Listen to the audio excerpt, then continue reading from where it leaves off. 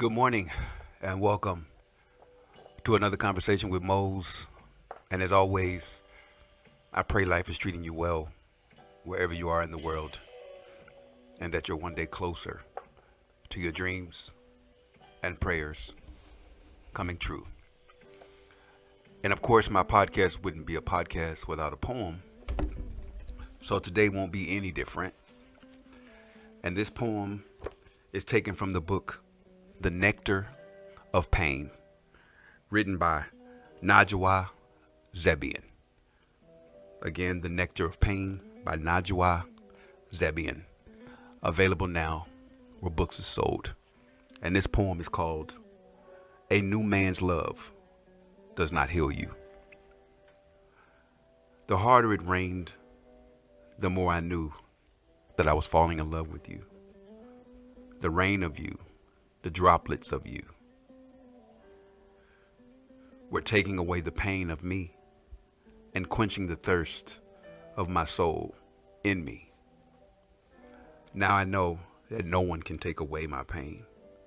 My pain is my own, to make my own nectar. I thought that poem was appropriate for today's subject matter for today, and I'll just get into it. And today's subject is open relationships. What's your preference? And I actually changed the title. I had a different title initially, but I was inspired because I wanted to talk about the new state of relationships, or what I see presently online, offline, television, movies, the open relationship. And just kind of wanted to give my thoughts on it, my point of view, my perspective, my truth in reference to what I think. I guess open relationships, what do they mean? The people that get involved in them. So I'll just go from here. First things first, I've never been married. I've never actually been betrothed to someone in terms of an actual marriage, sharing of money, sharing of, just sharing. I've never done that. I've been in long-term relationships, but I've never, like I said, actually been married before. So let me say that. But what my question is, are people really into open relationships, and are you fulfilled with those relationships is my question. And me being a spiritual person, that would be hard for me to be in an open relationship because I believe in the sanctity of marriage and I believe in the spirituality aspect of it even more than I do the human aspect of it. Because you are literally inviting God into your relationship to me during the ceremony. Again, depending on what your religious practices is. But I've always understood marriage to involve God in his presence in your relationship, in the vows, So I question people's wanting a third party or other people in their relationship. Because to me, why get married than just be in an open relationship? I don't understand the legal part and the spiritual part. You can love somebody, and if you want to sleep with other people and y'all okay with it, then okay. But in my mind, where's God in the relationship? Where's the spiritual groundness? Because I know for a fact, if I'm going to love another human being for the rest of my life, I'm going to need God. And that's nothing against them. And they're going to need God to love me. And I've done past podcasts on relationships and cheating and infidelity and all that. I'm not going to go there. I'm more concerned, why are people getting married now? Gay and straight. I mean, I see the divorce rate is still pretty high. People are, especially in Hollywood, and even regular people aren't staying together very long. And it makes me wonder, why are people in it?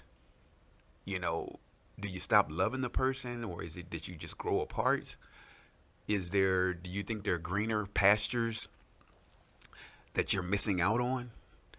And as somebody that hopes to one day get married, and I don't need a big wedding. I don't need a big, as long as God is there and people I love, honestly, I don't need all of that personally.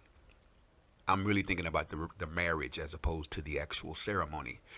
And nothing against people that have big ceremonies. I have nothing against that. I think it's just everybody's personal preference. But I don't want nobody in my relationship but God. I'd rather just stay single. If I'm going to be in an open relationship, if I feel unfulfilled, then I'd rather just stay single in terms of, or just have a relationship with somebody and it's just open. But I would never get married and invite somebody else into my union. Again, to each his own.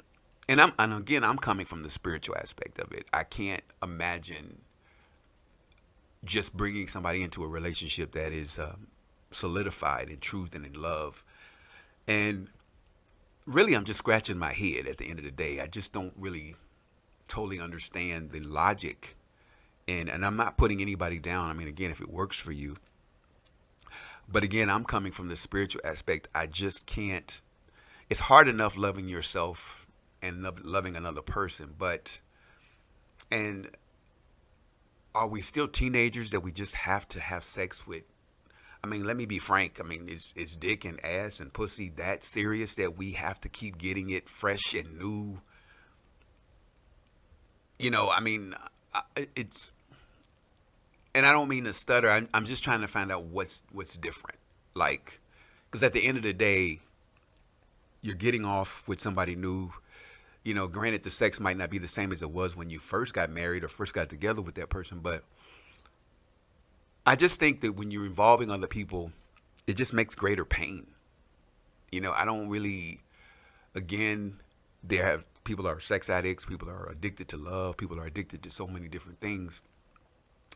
And I don't want this podcast to be like judging people, and I hope it doesn't come off that way, because I'm just trying to understand what it boils down to is, are you fulfilled? Can anybody feel that void in you if you have to have different partners, if you have to have, because I can honestly speak for myself. I have more of a love for myself than I used to have. When I was insecure and about a lot of things, I did seek the comfort of others, but I don't feel that now. And I think a lot of relationships would probably stay together longer if we just kept the world out of it. Some things shouldn't be on social media. Some things should not be shared. I mean, some things should just between you, God, and the person that you're married to. Because when you start bringing stuff into your relationship, because the world at the end of the day does not care if you're happy. They don't care if you're having a loving relationship or if you're going to work through your problems. Because we seem to glorify people's pain. So-and-so's getting divorced, or so-and-so, and you got kids involved, and, custody battles and all this other stuff. And some things the world don't need to know. And if you're in an open relationship, that's fine. But to me, nobody really needs to know that. And I don't mean that in a negative way. It's just that what works for you, some things should be remaining in your home, in your bedroom. The world don't need, if you like sleeping with goats or whatever it is that you do, some things should be sacred at the end of the day between you and whoever's involved. And I guess I wonder why people feel the need to, like, I've shared things on my podcast, personal things, because I want to help people. But my sexual, if I'm using this right, proclivities or things that I enjoy doing in bed are not for public consumption. They're just not. And again, I don't agree, like, even with people that are married that I see posting very provocative pictures. I question that. It's like, do you need the world to know or to validate your sexiness or your body? Do you need, if you're in a happy relationship, there's nothing wrong with being sexy. I don't have any issues with that. I think being sexy is beautiful. But when you borderline sexualize stuff, I guess I'm just wondering, what is it that people want from their conquest, from their sex life? I mean, from their love life. What is it that, do you just want the sex without the love? Do you want, and are we being realistic about it when it comes to having people in our lives and not really keeping that relationship sacred or private? And posting pictures of your vacation and honeymoon, that's different. That's not. But doing sex tapes and purposely leaking them out, or like I said, sharing things that you do in your bedroom, are we really in that place where we want to share those things? And like I said before, where's God? Where's the spirituality? Where is the groundness? Because I want to grow old with somebody. I really do want to grow old. And I don't want to die alone. I've had cancer before. I've had a lot of trying things. And even being in my relationship now, even with some of the mountains that we've had to climb, I've never wanted to cheat. It's not even something on my radar. And I definitely don't want a third party involved in my relationship. And I guess because I think the world is changing and I'm still learning. But some things I don't want to give up on. I believe in romance and love and candles and incense. And,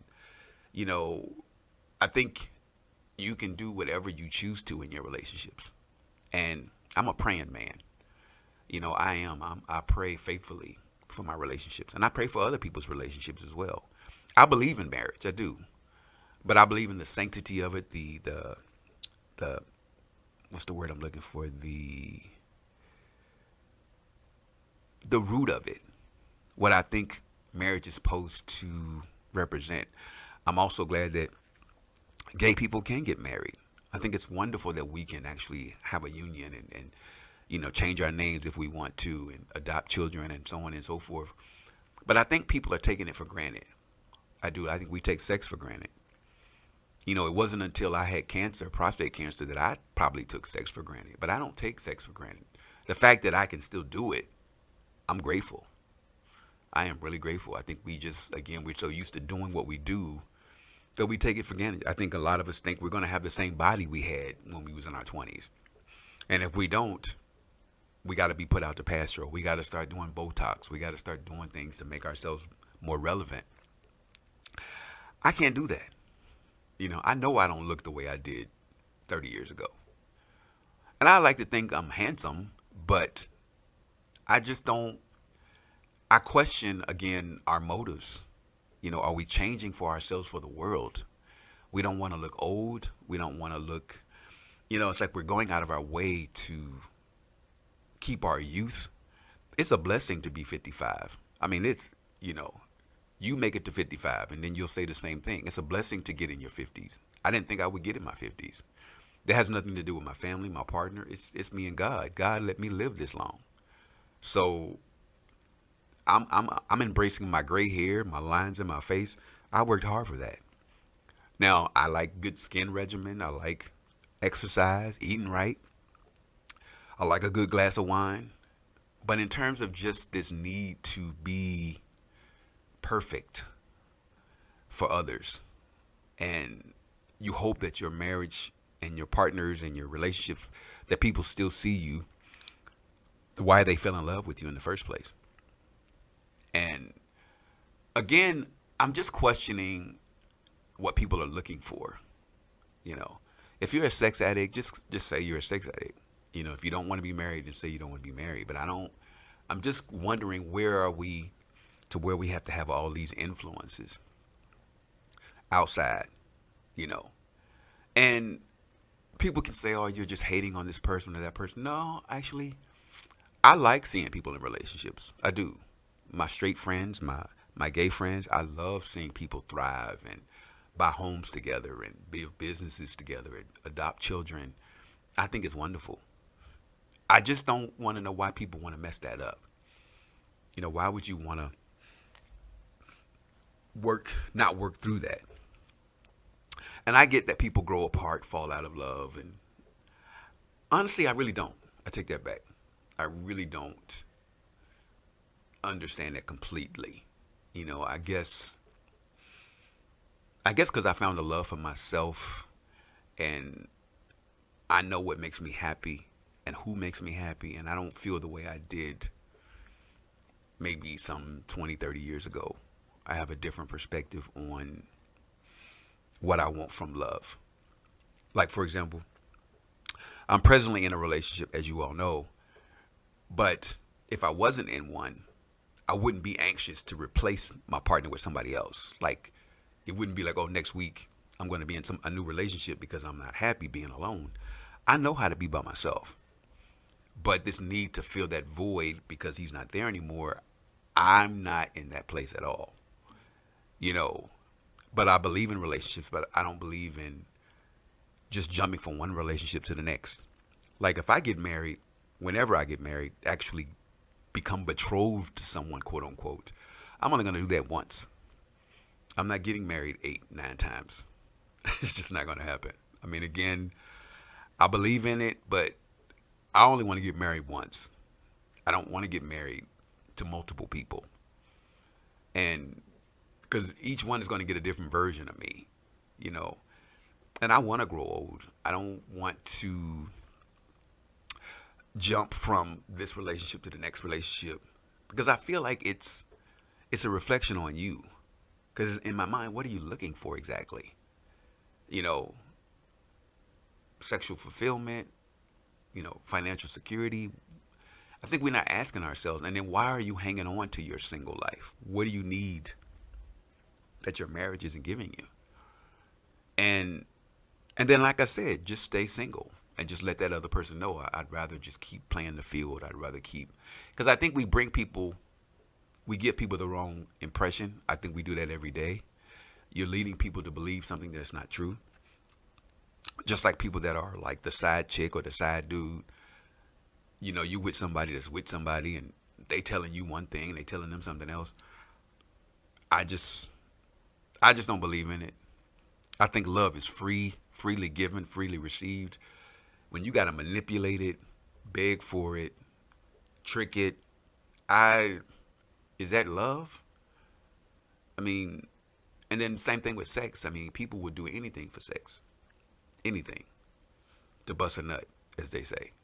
You know, and I'm thinking, can't you just watch a porn video, masturbate, and go to sleep? Or even not watch a porn, just masturbate. I mean, you know, are we really, without bringing people's feelings into it? And sometimes it's better in your head anyway. You know, and again, I'm not, because I've been seeing all these things about open relationships. Everybody wants to be in this open relationship. And I'm just trying to understand how that works. And it's just an observation. I mean, I just see the popularity of it. And not to be confused with a threesome. I mean, it's kind of the same thing. It really is. But and I'm definitely open to comments about people commenting on open relationships, what it does for them, why they choose it, why they don't choose it. I'm curious. Because like I said, I'm baffled because it's hard enough being in relationships, the quote unquote normal way. And I'm not talking about straight or gay. I'm just talking about traditional monogamy. And I believe in monogamy. I believe that you choose to be monogamous. It's something you have to choose. I don't think it's something that people naturally do. I think you have to want to be monogamous. Are you going to be attracted to other people? Of course you are. And your partner's going to be attracted to other people. But that's different. That's physicality. You're being attracted to somebody's physical. And you might even be attracted to their energy. But you have to ask yourself, are you willing to go through all those changes with somebody new? And I mean, what I mean by that, once you get past the sex, the attraction, what about all the other stuff? You know, your attitude, their attitude, religion, politics. I mean, all of the stuff that goes with dealing with another person. It's like, are you going to be able to dismiss all of that and just enjoy the sex? I don't know. I deal with a lot of stress. I carry a lot of stuff around that I'm working on. Just purging. But I guess I want to understand why people are doing some of the things that they do. You know, I mean, I don't really get it. And again, it's not an attack. It's more like, but there are a lot of things I don't really understand. And it's not so much, like I said, the judging. It's like, I'm rooted in spiritual. And I think that's the bottom line for me. I pray for myself that I can be happy, that my pain and healing is slow and steady. And I don't put that on my partner. I totally believe that there's nobody externally. They can bring you joy, but it starts with you. And I don't care if you got 15 people in your relationship. If you're not happy, they're not going to make you happy. And that's why I get a little confused, because I've learned to make myself happy. There are things that make, like doing podcasts make me happy. Writing poetry makes me happy. Doing poetry makes me happy. Taking pictures makes me happy. You have to find what works for you. I'm not looking externally for fulfillment. I feel fulfilled. I really do. There are things that I want for my life, but I know I can only get it for myself. And I think when you go into a relationship, you have to be a whole person. Because if you're looking for that, I think people complete you. They're whole, you're whole, you're whole together. But again, I'm just trying to understand, what are we looking for when we're looking externally from our relationships? What exactly do we want? And it has to be more than sex. I mean, to me. I mean, I'm all for great sex, but it's like, come on. And like I said in the earlier podcast, are we just getting new pieces of gum because one isn't sweet as it was when you first started chewing it? And I hate to equate it to that, but that's what it looks like. You know, people get married, successful, rich people, and even the people, and then we laugh at the people that are willing to stay in relationships when there is an infidelity. If they just happen to find out this person cheated on that person, oh, that person's a fool because they stayed in a relationship. I don't disagree with that either. I think if you're willing to work it out, then yeah, if there's love there, I don't think it's not a deal breaker per se. It's what works for that relationship. But even if there's an infidelity, I don't think the world should know that. That's between you, God, and that person. I don't think nobody should know. You know, again, unless you choose to tell it, but that's not the world, because the world doesn't care about your relationship. To me, I don't care if the world knows about any relationship. I don't think they truly care at the end of the day. We are made a mockery. My relationship is very sacred to me. There are certain things I would never discuss. Never. You know, and I wouldn't care if I was married for 50 years. Some things should be sacred. And especially when you're talking about marriage and the sanctity of marriage, the security of marriage, I think we've gotten away with, I don't need the world to validate my relationship. And that's what it looks like to me. You want people to approve of the person that you're with, or this person is dating that person, or this person is doing this. At the end of the day, it's between them. And you have to figure that out. You know, like I said, you have to figure that out. And I think we just kind of get on this soapbox with people. And people may think, I'm sure they're going to judge me on this particular podcast. And it might not be a popular podcast because it's like, oh, he's judging me. No, I don't. Again, I think it's, if whatever goes on in people's bedroom, we just need to stay in their bedroom. Why does it have to be on social media? Why does it have to be, you know, and even when you're talking to your friends about your relationship, shouldn't that be between you and your friends if you choose to share? Because I believe in working it out. I do believe in fighting for your relationships, fighting for friendships. And because people are suicidal, people are doing things, and it's rooted in these relationships, these open-minded relationships, quote unquote. One person goes in and agrees to something they had no intention of living up to. They don't want to be in a relationship. They're doing it to make the other person happy. And we've probably all done that, but you just have to ask yourself, what is it you're looking for at the end of the day? And have you found it? And be honest with yourself first. Because I think a lot of people lie to themselves. Honest to God, I do. And I did a podcast on that too. Why do we lie to ourselves about what makes us happy at the end of the day? You know, and I do want to do a podcast eventually on what's the word I'm looking for? About body image.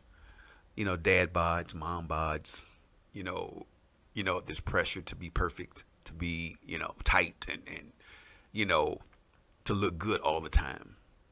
Or when people say, you look good for your age. And I hear that a lot. Oh, you look good for your age. it's a compliment, but at the same time, it's like it really is kind of insulting because it's like they're basically saying you're old in a way. But I don't mind people, I don't mind sharing my age. I don't mind it at all. I just think that again, we're just again, it's just my observation. I just been seeing a lot of news about open relationships, and I just kind of wanted to be like, well, let me do a podcast and let me get your thoughts. And I would love for you to comment on this podcast. Share your thoughts on it because, like I said, I really want to know. And the other question I want to leave you with: is God important in relationships? Is it? Is it? Because I never really hear people talking about God's presence in a marriage or in a relationship. How important is it? And in closing, I used to didn't pray for my relationship because being an openly gay man, I didn't think you could pray for a gay relationship. But I do now. I do. I couldn't be in a relationship if God wasn't present. That's just me. And of course, a lot of people have comments. I've had people comment about the whole gay. How can you be gay and love God and have a relationship with God? I'm not having that conversation no more. People can think whatever they want. God loves. I do believe love is love. But I just wanted to leave you with that thought. Again, I do hope you did get something from this subject. And I wasn't sure how I was going to approach it, but I just wanted it to be a natural conversation. I just wanted to share my observations on what I thought about open relationships. But going forward, I want to talk about my GoFundMe page if you guys want to contribute or donate to my cause. I am having a Black Experience exhibit in October in Oklahoma City. And I will be actually doing a live auction as well as selling stuff in person. I'm going to work on the live part as well, so you'll be able to contribute or buy, even if you're not able to participate or attend. But it is a GoFundMe for my Black Experience exhibit that I'm really proud of. I'll be selling my poetry books. I'll be doing poetry. And I'm going to be selling my photography, my framed work that I'm very, very proud of. It's basically over the course of years of like the work that I've taken and, like I said, shot, and like I said, the work that I'm very proud of. I'll be featuring at this exhibit. And I hope you can, again, donate whatever support you can offer. I really do appreciate it. And even if you want to share it with a friend, the link, let me know, and then maybe they be willing to donate. I know the lowest donation you can make is $5. And like I said, every little bit helps. And if you go to the page, you'll see what all this money is going to and what it's going toward. And also, my store, All Things Moetic, is also, you'll see a lot of the stuff I'm going to be featuring at the exhibit on my page presently. Plus, there's some product that I'm going to be sharing that isn't in the store yet, but will be exclusively for this exhibit. So if you get a chance to go to my store, my Etsy store, All Things Moetic, you'll get a chance to buy my poetry books directly from myself, as well as any of my other art. So again, thank you for listening. I appreciate you for all you do and all the comments. You are definitely appreciated. And as always, I pray life is treating you well wherever you are in the world, and that you're one day closer to your dreams and prayers coming true. Thank you for listening.